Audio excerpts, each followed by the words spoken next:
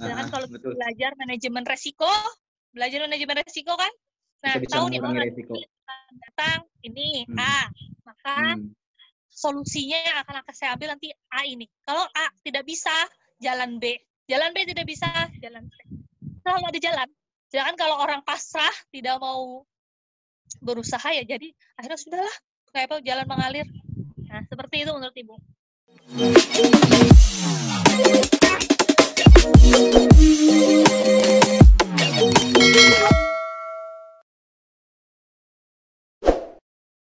Iya, padahal kita dianjurkan hutang kita itu saja dianjurkan untuk mencatat. Itu artinya kan kita disuruh memplanning supaya kita ingat bagaimana kita ke depannya seperti itu kan, Bu? Ya, betul Ya. sekali. Nah, lalu selanjutnya itu bicara tentang tadi tentang perencanaan keuangan. Bagaimana penerapan Islamic Financial Planning ini pada kehidupan kita pribadi, Bu? Yang lebih umum kan mahasiswa misalkan atau yang pekerja sudah berpendapatan tetap, itu bagaimana, Bu? Nah, oke.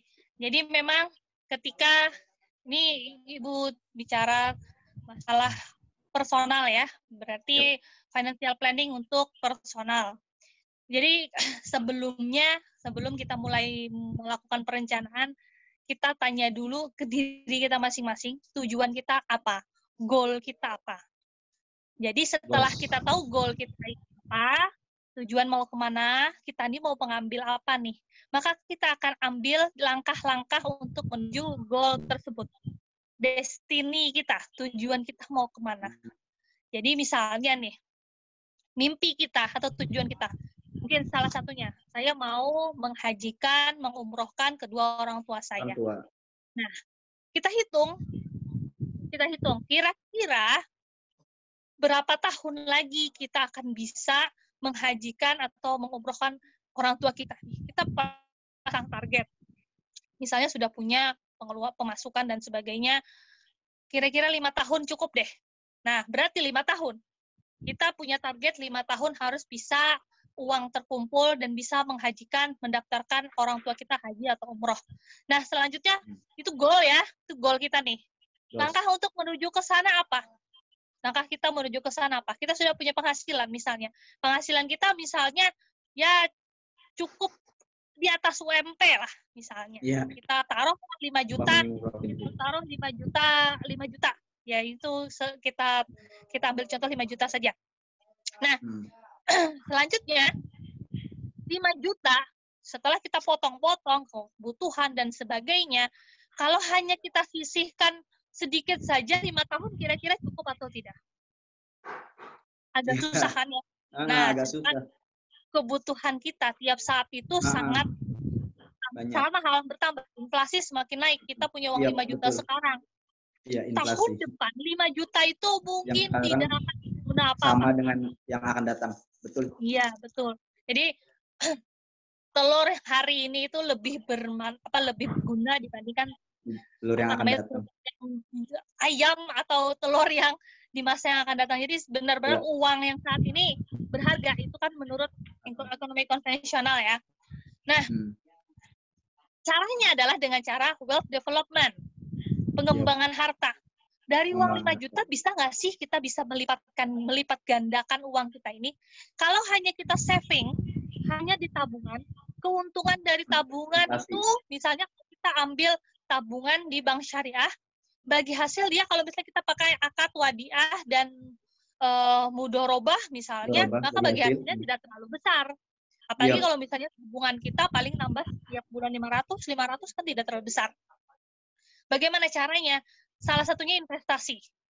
Jadi sekarang ini menabung itu kalau dulu zaman Ibu ada lagu yang namanya untuk ajakan untuk anak-anak kecil itu nabung tang tingtung yo kita nabung. Nah itu kan kalau nabung itu akan kaya raya.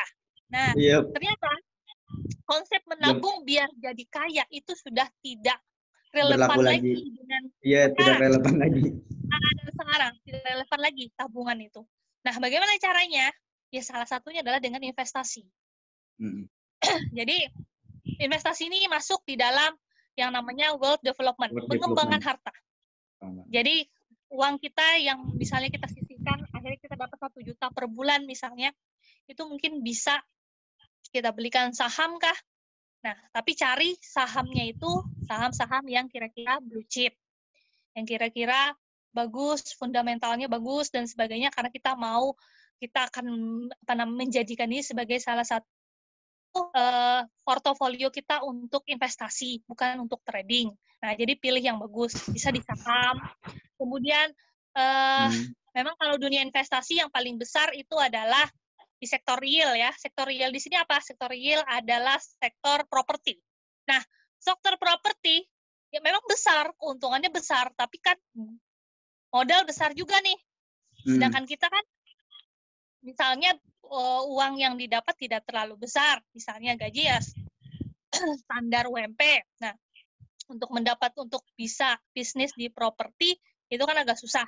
Nah, silakan cari investasi sektor real yang lain misalnya. Bisa dengan logam mulia.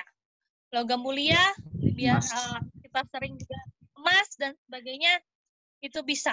Sebenarnya logam mulia itu tidak membuat kita menjadi kaya raya sih sebenarnya. Iya, saving money kan Bu, pilihan terakhir.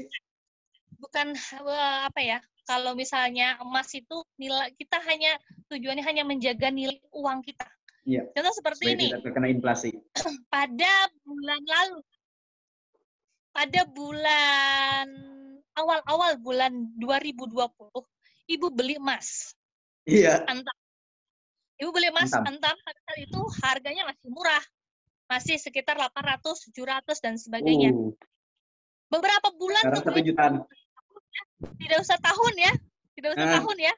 Ini sekarangnya kemarin emas sudah hampir 1. Iya. Nah, sebenarnya kalau kita tukar misalnya emas kita jual dan sebagainya, untung paling tidak terlalu banyak, ya kan? Tidak terlalu banyak. Cuman itu menjaga nilai uang kita, menjaga nilai kekayaan kita. Maksudnya seperti ini. Dulu saya punya uang 2.100.000 karena mungkin harga per gramnya 700.000. Nah, 2.100.000 saya sudah bisa beli 3 gram emas. 3 gram emas. 2.100.000 di bulan selanjutnya ternyata saya cuma bisa beli 2 gram lebih. Maka dengan emas kita bisa menjaga nilai uang. Iya, jadi mending sekarang saya beli sekarang, berarti mungkin depan tahun-tahun selanjutnya saya tidak akan mampu membeli emas yang 3 gram dengan uang harga yang sama. Iya. Nah, paling tidak saya sudah punya savingan emas misalnya. Nah, sampai kapanpun emas itu memang tidak seperti tidak fluktuatifnya tidak terlalu ekstrim. Naik, malah cenderung naik.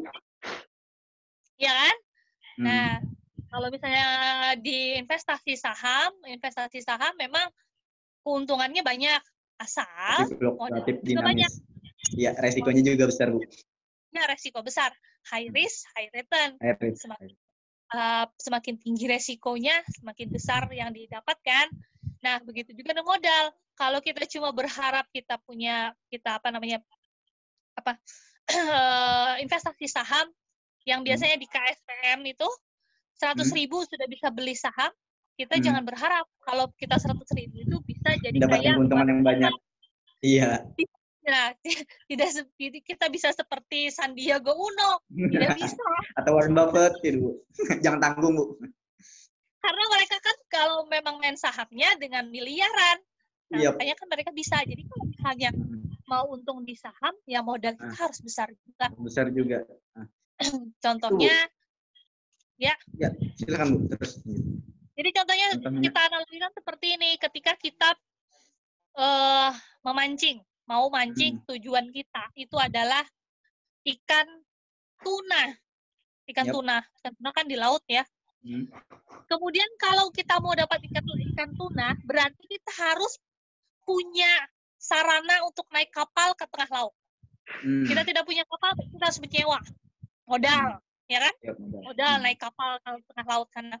Kemudian kita harus punya pancingan yang bagus, pancingan yang kuat. Kenapa? Karena tuna besar. Apalagi kalau dia berenang di laut agak kuat misalnya. Jadi tidak pancingan biasa.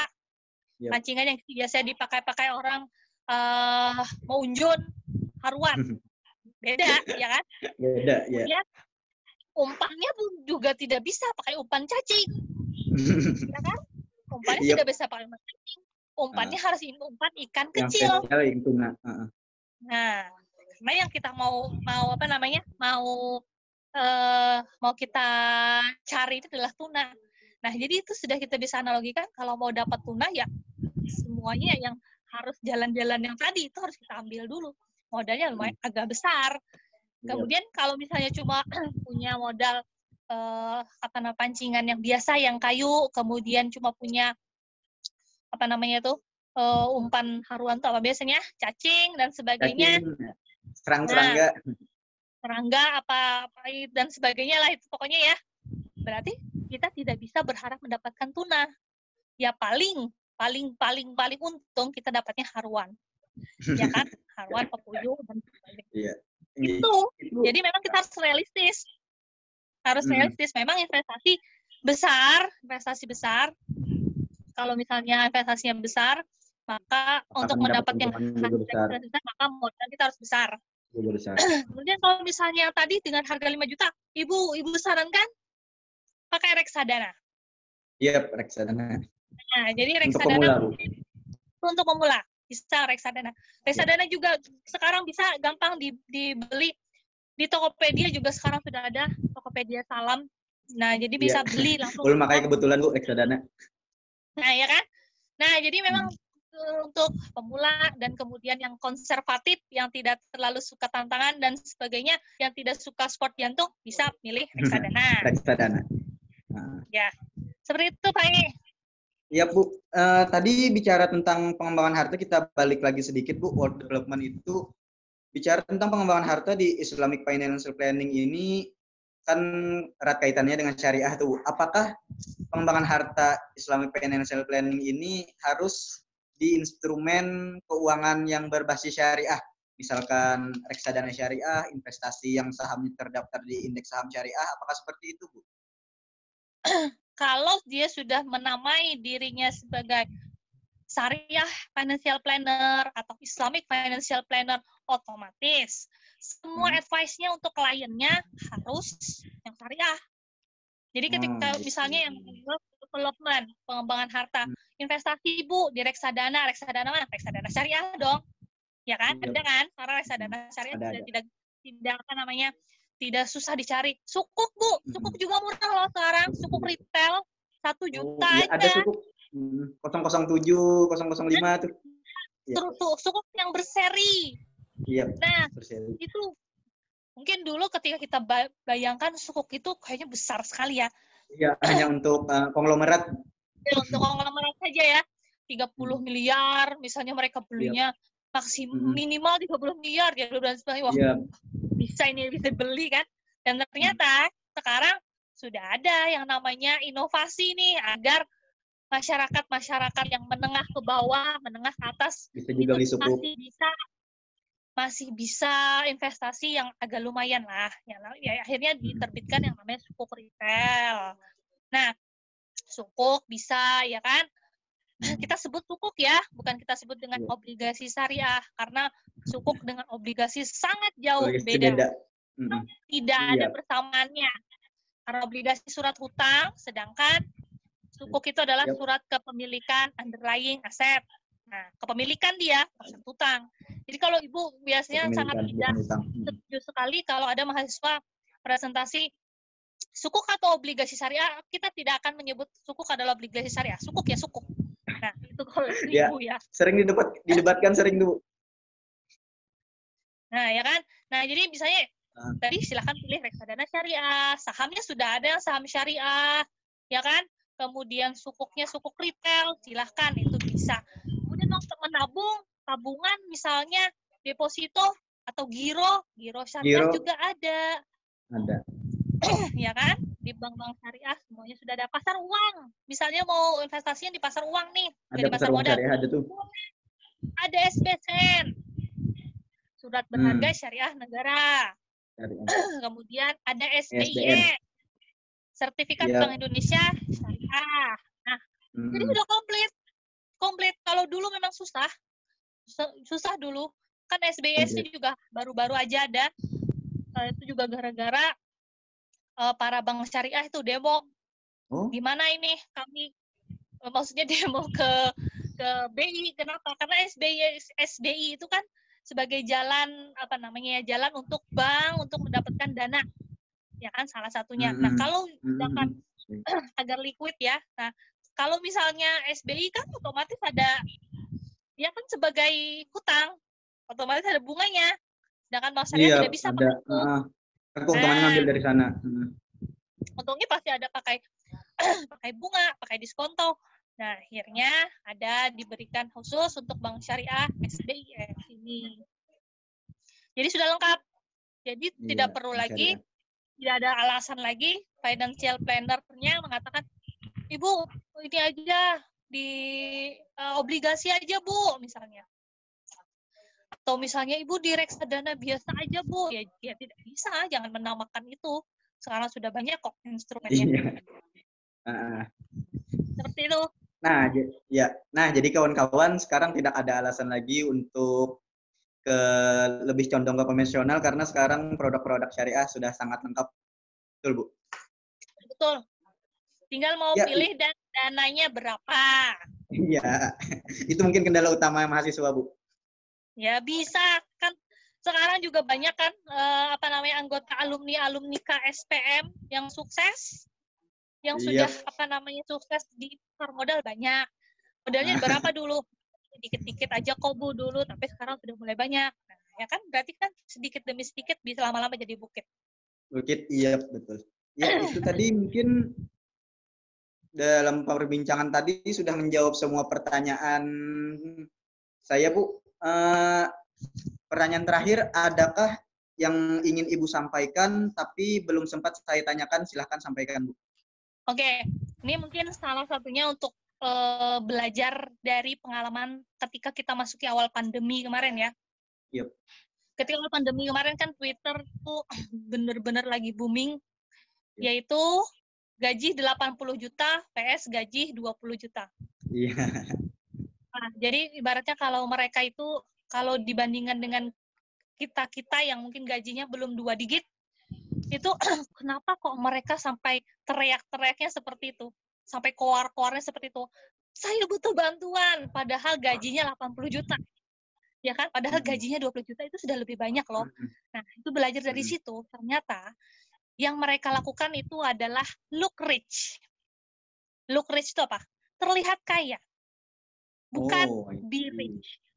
Look rich. Jadi kita terlihat kaya saja, tetapi sebenarnya tujuan kita tuh bukan untuk terlihat kaya saja, tapi harus menjadi benar-benar kaya. Benar kaya. Be rich. Be rich. Jangan hanya terlihat kaya atau look rich, tapi sebenarnya kosong atau semuanya kredit. Nah, jadi setelah dilakukan financial check up, nah di financial check up dibuka setelah gaji 80 jutanya apa saja sih yang membuat dia kok jadi kelabakan ketika menghadapi pandemi. Ternyata apartemen mewahnya 80 juta loh. Ternyata dia punya apartemen mewah. Apartemen mewahnya bukan punya dia kan? Itu kan apartemen dia hanya sewa dan sebagainya. Sewa, bukan kepemilikan dia.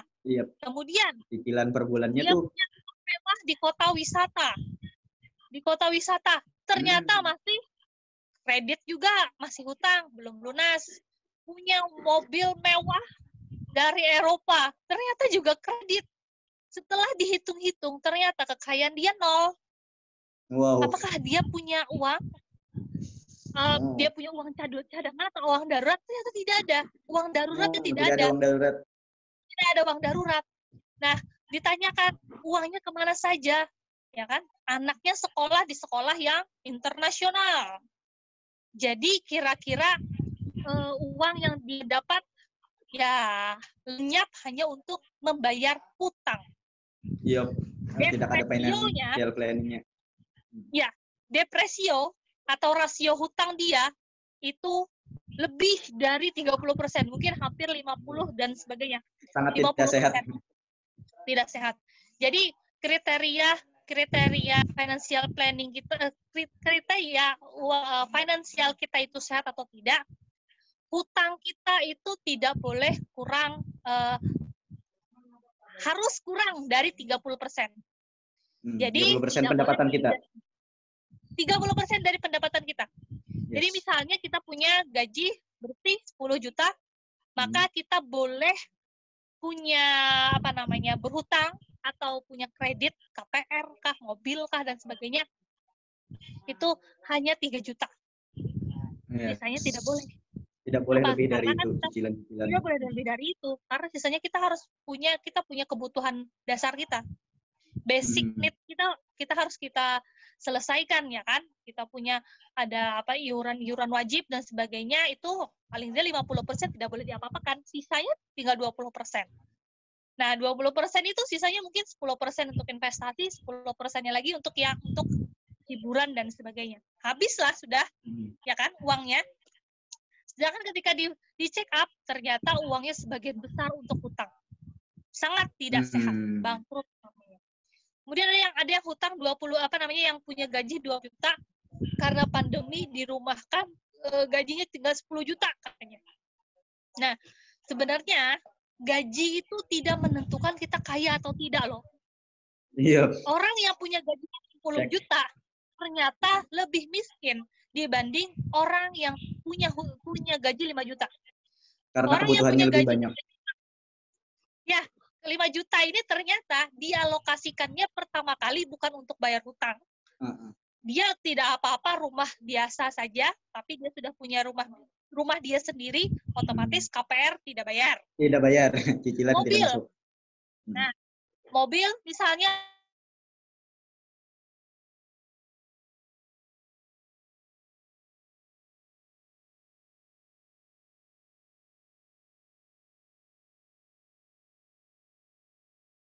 Nah, kemudian dialokasikan ke mana? Oh, ternyata dialokasikan ke dana darurat. Dana daruratnya lebih banyak. Jadi dana darurat itu harus paling tidak kita tuh ketika masih awal-awal mulai merencanakan keuangan, paling tidak dana darurat kita 3 kali pengeluaran kita. Misalnya 3 kali pengeluaran. Ya, 3 kali pengeluaran. Nah, itu ya ibaratnya masih strata rendah lah. 3 kali pengeluaran itu. Yang paling sehat, yang ibaratnya dia dianggap kaya, itu sudah punya 11 kali dari pengeluaran tiap bulan. Oh, I see. Jadi, itu baru bisa dikatakan sehat. Baru bisa dikatakan sehat. Kita kalau masih punya dana darurat, baru 2 kali pengeluaran kita, itu belum dikatakan sehat. Ya, paling tidak kita masih standar lah. Nah, kalau sudah 11 kali pengeluaran, itu baru kita bisa dikatakan sehat. Hampir 1 tahun kan, Bu? Jadi misalkan per bulan itu dapat gaji kita, pengeluaran kita per bulan, berarti harus 11 bulan. Iya. 11 bulan pengeluaran kita. Iya, betul. Jadi misalnya kalau tiap bulan pengeluaran kita dari uang 5 juta, pengeluaran kita misalnya pengeluaran misalnya 3 juta atau 4 juta. Kali 3. 4 kali 3 berarti ada 12 juta gitu. Dan di rekening yang beda. Jangan di rekening yang sama. Kenapa? Karena rekening, jadi ketika uang kita ada di tabungan yang sama, itu tuh bukan tabungan lagi. Itu namanya simpanan. Simpanan saja, karena akan hilang begitu saja kan. Beli, hilang seperti itu saja. Jadi tidak bertahan lama.